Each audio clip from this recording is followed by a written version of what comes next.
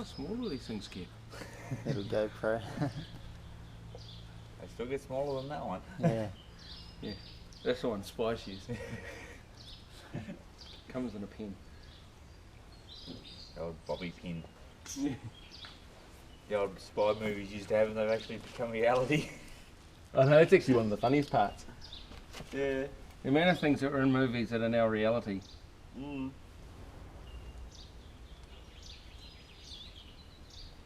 Someone thought of them up, and then someone's actually made a reality. You even look at books from years ago, things like all those Jules Verne books. Yeah. You know, it had submarines, you had spaceships using rockets to get out of orbit and all that sort of stuff. Yep. I mean, they were written in the 1800s. 1960 actually, the rocket. Yeah, but they, but the books were written in the 1800s. Yeah. No, that's what I was catching. I watched that program, Things That Shocked the World. Yeah. Inventions That Shocked the World.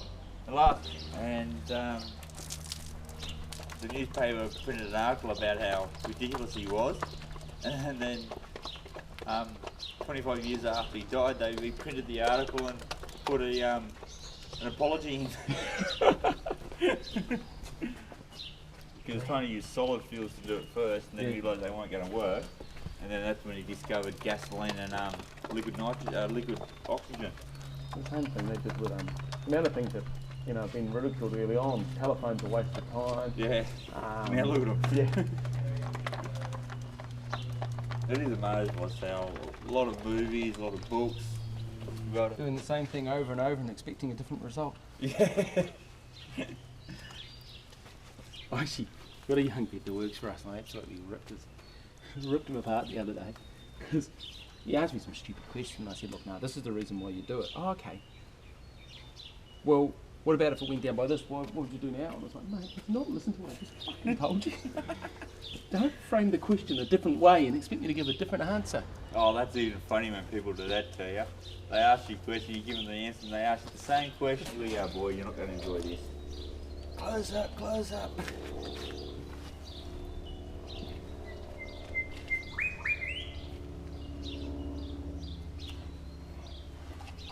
No, come on, no.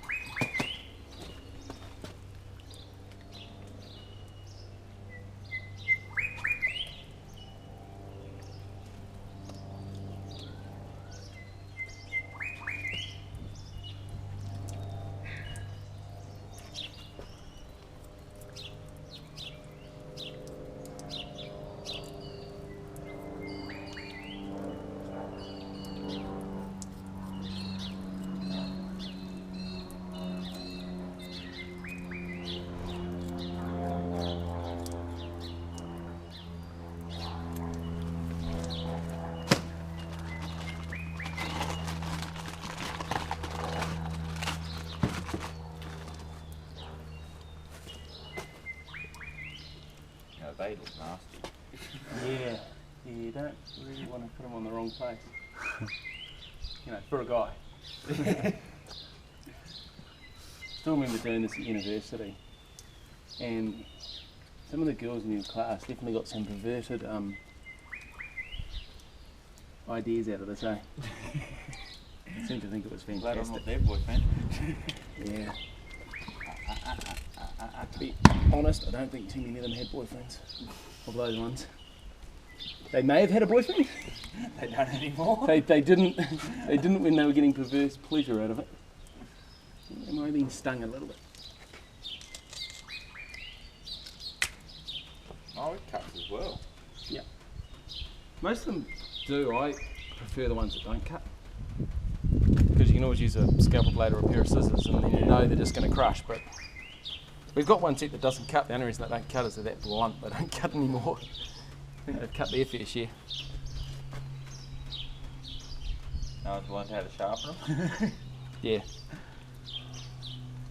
Oh, they're pretty old. I think Tim may have been a set he brought back from South Africa. They could be that old.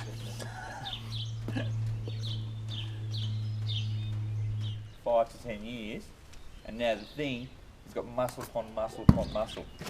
It looks ugly as all buggery, They've got those Belgian blues. but You're double muscled. they've just bred it selectively, no drugs, no nothing, just selectively bred it to certain breeds, and now it's the same size as probably your truck, Yeah. and it's just muscle upon muscle. And you get those European breeds of cattle. Fuck, some of them are big. Limousins and Simmentals Yeah. and Belgian blues and.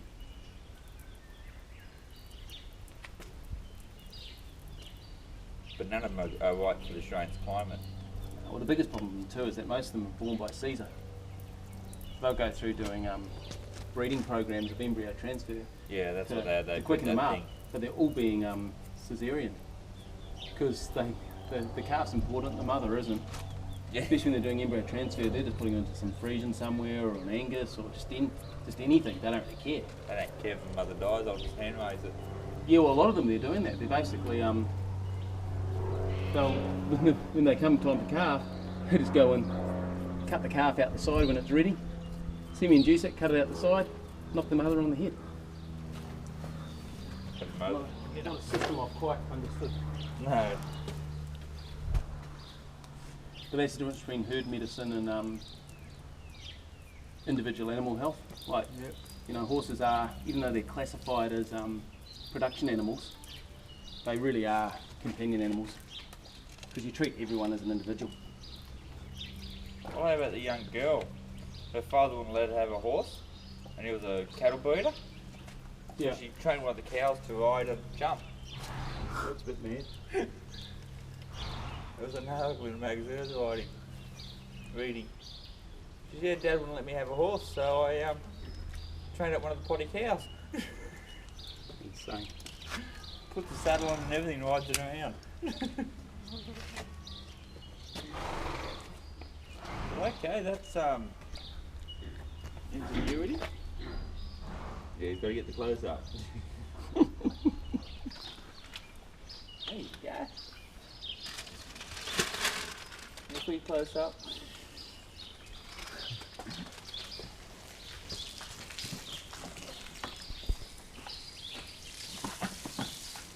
I'll turn it around in a minute, Brian.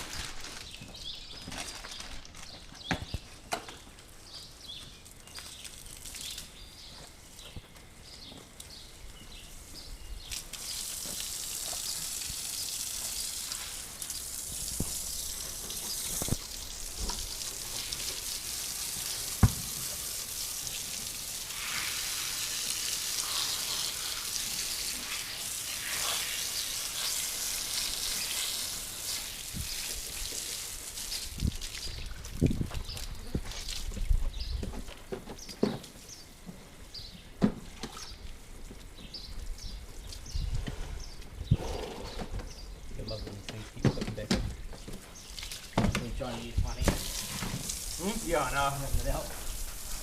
Yeah, I've done that often and then realise it doesn't work.